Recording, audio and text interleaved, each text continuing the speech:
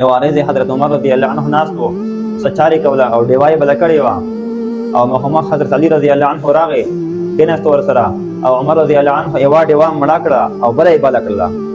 او چې کله مجلس ختم شو نو علي رضی الله عنه ته فرمایي ای امیر المؤمنین ته مې په دې پوهېږه چې د تا یوه ډیوه بله کړله او بله دې مړه کړله دا ولې دې کې څه حکمت دی عمر رضی الله عنه ته فرمایي بس دا کار بس دا پرېږدوه دا مجلس پرېږدوه خو علي رضی الله عنه ته وفرمیل یا امیر المؤمنین دا ته وښیه چې دې کې څه ماجرا وه نو عمر رضی الله عنه ته وفرمیل د کومه ډیوه ما بله کړله دا ما ذاتي ډیوه وه د کومه ډیوه ما مړه کړله دا سرکاري ډیوه وه نو اوس چې ما کومه پهله کار کولو هغه کار چې کوم هغه سرکاري کار و اوس چې ته ماته راغلې دا ما پرایویټ کار شو نو زه دا مناسب نه ګڼم چې سرکاري ډیوه بالوي او زه پرایویټ کار کوم زما ته چې مجلس دی هغه پرایویټ دی اوس